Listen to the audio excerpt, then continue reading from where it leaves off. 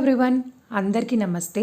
So ఈరోజు అయితే నేను మీకు ఈ వీడియోని బ్రేక్ఫాస్ట్ నుంచి అయితే స్టార్ట్ చేస్తున్నాను. అండ్ ఆఫ్టర్నూన్ నేను మినప సున్నుండలు అయితే ప్రిపేర్ చేశాను. అది ఎలా అనేది నేను మీకు ఈ వీడియోలో క్లియర్గా షేర్ చేసుకుంటాను. సో వీడియోని స్కిప్ చేయకుండా కంప్లీట్గా చూసేయండి. అండ్ ఇంకా బ్రేక్ఫాస్ట్ అయితే ఈరోజు దోశలకైతే వేశాను. సో దానికోసం అయితే ముందు రోజు నైటే పొట్టు మినపప్పు అంతా కూడా నానబెట్టేసుకొని బాగా పొట్టు అంతా తీసేసుకుంటున్నాను. పొట్టు మినపప్పు అంటే చాలా పని ఉంటుందన్నమాట. మనకి నార్మల్ మినపప్పు కంటే పొట్టు మినపప్పుకి ఎక్కువ పని ఉంటుంది. ఎందుకంటే పొట్టు అంతా తీయాలి. అండ్ తర్వాత నేను ఇదంతా గ్రైండర్కి వేయాలి. సో అదంతా అయిపోయిన తర్వాత గ్రైండర్ క్లీనింగ్ ఇదంతా చాలా పని ఉంటుంది. బట్ టేస్ట్ మాత్రం చాలా బాగుంటుంది అనమాట. సో ఇంకా నేను మినపప్పు అంతా కూడా పొట్టు తీసేసాను. కొంచెం అయితే ఉంచుతాను. అండ్ ఇంకా గ్రైండర్ స్టార్ట్ చేసేటప్పుడు కొంచెం లైట్గా వాటర్ యాడ్ చేసుకొని స్టార్ట్ చేస్తాను.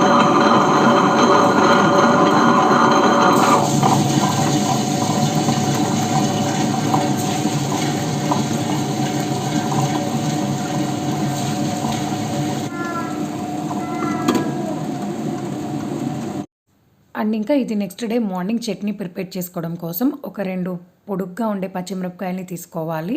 అండ్ ఒక చిన్న అల్లం ముక్కని కొంచెం చిన్న ముక్కలుగా చేయాలి. మరీ చిన్నవి అవసరం లేదు, నార్మల్గా చిన్న చిన్న ముక్కలు చేయాలి. ఆ తర్వాత కొంచెం చింతపండుని నానబెట్టి తీసి పక్కన పెట్టుకోవాలన్నమాట. అండ్ ఇప్పుడు శనగపిండి ఒక 2 స్పూన్స్ అయితే యాడ్ చేసుకోవాలి. కొంచెం వాటర్లో ఒక 2 స్పూన్స్ శనగపిండి యాడ్ చేసుకొని మొత్తం బాగా ఉండలు లేకుండా కలుపుకోవాలి. అండ్ ఇప్పుడు మిక్సీలో అల్లం, చింతపండు అండ్ పచ్చిమిర్చి కొంచెం సాల్ట్ యాడ్ చేసుకొని మొత్తం గ్రైండ్ చేసుకోవాలన్నమాట కచ్చా పచ్చాగా. అండ్ తర్వాత పొయ్యి మీద ఒక చిన్న గిన్నె పెట్టేసుకొని ఆ గిన్నెలో కొంచెం ఆయిల్ అయితే యాడ్ చేసుకోవాలి. ఎక్కువ అవసరం లేదు, కొంచెం లైట్గా యాడ్ చేసుకోవాలి ఆయిల్. అండ్ ఆయిల్ కొంచెం హీట్ అవ్వాలి. అండ్ నేను ఇంతాక చింతపండు మిక్సీలో వేయడం అయితే మర్చిపోయాను. సో ఇంకా తర్వాత అయితే వేసాను. అండ్ ఇప్పుడు పొయ్యి మీద ఒక గిన్నె అయితే పెట్టాం కదా, సో ఆ గిన్నెలో ఇదంతా కూడా వేసుకోవాలన్నమాట. వేసేసి బాగా ఒకసారి కలపాలి. కొంచెం పొంగు వస్తున్నట్టుగా ఇలా మనకి కొంచెం రోస్ట్ అయినట్టుగా అవ్వాలి. అయిన తర్వాత ఇంతాక మనం శనగపిండి కలిపి పెట్టుకున్నాం కదా, అదంతా కూడా దీంట్లో వేసేయాలని. ఆ తర్వాత మనం కొంచెం సాల్ట్ టెస్ట్ చేసుకొని యాడ్ చేసుకోవాలి. ఎందుకంటే ఇందాక మిక్సీకి అల్లం, పచ్చిమిర్చి వేసినప్పుడు కొంచెం సాల్ట్ వేసాం కాబట్టి ఇప్పుడు కొంచెం టెస్ట్ చేసుకొని లైట్గా సాల్ట్ యాడ్ చేసుకోవాలనుకుంటే యాడ్ చేసుకోవచ్చు. అండ్ ఇంతే ఫ్రెండ్స్, చాలా ఈజీ రెసిపీ ఇది. టేస్ట్ కూడా బాగుంటుంది. అండ్ ఇది మా హస్బెండ్కి చాలా ఇష్టం. నేను ఎక్కువ తిన్ను, కాకపోతే మా హస్బెండ్కి ఇష్టమని చేస్తాను.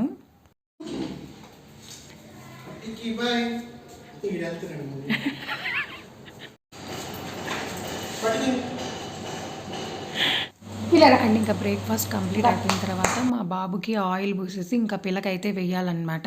మా వాడు అస్సలు దగ్గరికి అయితే రావట్లేదు. ఇప్పుడు కూడా ఫోన్ కొంచెం అక్కడ పెట్టి వీడియో తీస్తున్నానని చెప్పి కొంచెం దగ్గరికి అయితే వచ్చాడు. ఇంకా వాడికి ఆయిల్ పూసేసి పిల్లకైతే వేసేసాను. అండ్ నేను ఆయిల్ కొంచెం ఎక్కువే పోస్తానన్నమాట. ఎందుకంటే త్వరగా డ్రై అయిపోతుంది తనకి. సో అందువల్ల 2 డేస్కి ఒకసారి ఖచ్చితంగా పోస్తాను. అండ్ నిన్న సండే తనకి హెడ్ బాత్ అయితే చేయించానమాట. సో ఇంక అందువల్ల కొంచెం ఆయిల్ ఎక్కువే అప్లై చేస్తున్నాను. అండ్ అసలు కుదురుగానే ఉండట్లేదు. నాకు స్ట్రైట్గా కూర్చోమంటే కెమెరాకి స్ట్రైట్గా కూర్చున్నాడు. సో ఇంకా ఏం చేస్తాం, ఎలాగోలా కూర్చున్నట్లే అని చెప్పేసి ఇంకా ఆయిల్ అయితే అప్లై చేసేస్తున్నాను మొత్తం అంతా కూడా. అండ్ నేను ముందు కూర్చోబెడుతుంటే తను వెనక్కి వచ్చేస్తున్నాడు. ప్లేస్ అయితే చేంజ్ అవుతూ ఉన్నాడు. ఇంకా ఎలాగోలా అప్లై చేసేసాను. తర్వాత ఇంకా పిల్లకైతే వేసేస్తున్నాను. పిల్లకేస్తే ఏంటంటే కొంచెం కంటి మీద హెయిర్ పడకుండా ఉంటుంది, చూడడానికి నీట్గా ఉంటుంది, వాళ్ళకి హాయిగా ఉంటుంది అన్నమాట. అండ్ ఇంకా మా బాబుకి ఇంకా పుట్టింట్రుకలు అయితే ఇవ్వలేదు, 3rd ఇయర్ అలా అయితే ఇస్తాము. అండ్ ఇంకా ఆయిల్ అప్లై చేసిన తర్వాత స్నానం అయితే చేయించేశాను.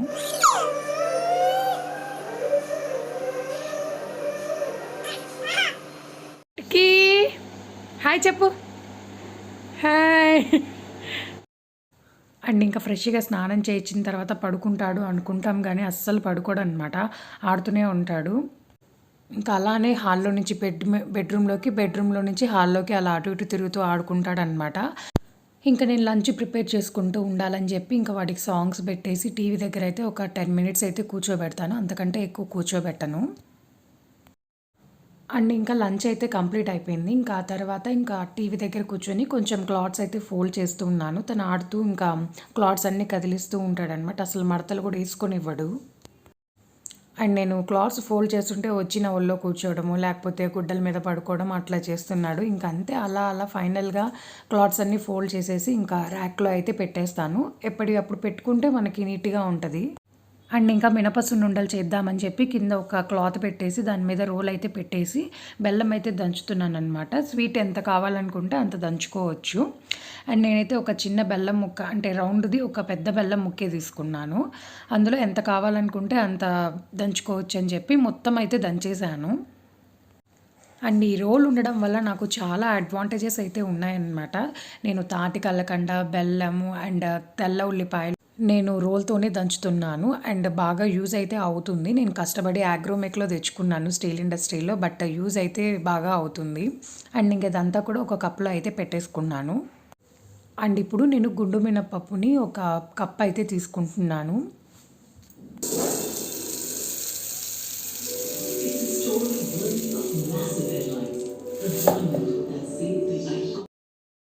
అండ్ వీటితో పాటు ఒక చిన్న కప్పులో కొంచెం బియ్యం అయితే తీసి పెట్టుకున్నాను. అండ్ ఇంకా పొయ్యి మీద బాండీ పెట్టేసి గుండు మినపప్పుని లో ఫ్లేమ్‌లో ఒక 10-15 మినిట్స్ అయితే వేయించుకోవచ్చు. నాన్ స్టిక్ అయితే 20 మినిట్స్ ఖచ్చితంగా పడుతుంది. అదే క్యాస్ట్ ఐరన్ అయితే ఒక 10-15 మినిట్స్ కల్లా మనకి నీట్‌గా రోస్ట్ అయిపోతాయి.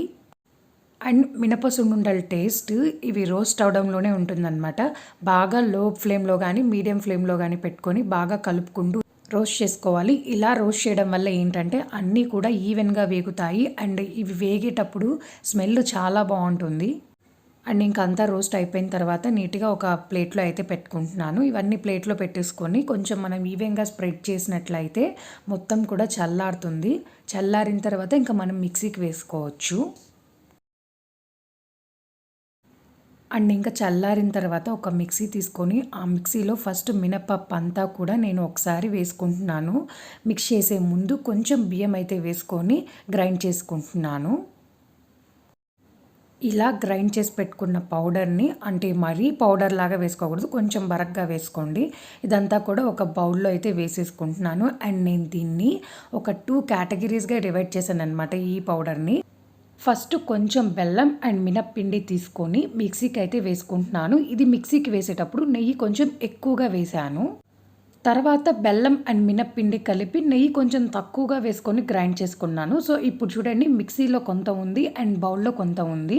సో, ఇప్పుడు మిక్సీలో వేసింది ఏంటంటే అంటే నెయ్యి ఎక్కువ వేసి చేసింది మిక్సీలో ఉంది. అండ్ నెయ్యి కొంచెం తక్కువ వేసింది ఏందంటే బౌల్‌లో ఉంది. సో, అదంతా కూడా ఒక బాక్స్‌లో పెట్టేశాను. అండ్ నెయ్యి ఎక్కువ వేసిందయితే ఇప్పుడు ముద్దలు చుట్టుకుంటున్నాను. ఇలా చేయడం వల్ల ఏంటి అంటే మనకి ముద్దలకి ఎక్కువ నెయ్యి కావాలి. సో, అందువల్ల నేను సెపరేట్ చేసి నెయ్యి యాడ్ చేశాను. పొడి పొడిగా ఉండాలి అంటే తక్కువ నెయ్యి సరిపోతుంది. ముద్దలు రావాలి అంటే ఎక్కువ నెయ్యి కావాలి. అందువల్లే నేను ఇలా చేశాను. అండ్ ఇంకా ఫైనల్లీ ముద్దలు అండ్ పౌడర్ 2 రెడీ అయిపోయాయి.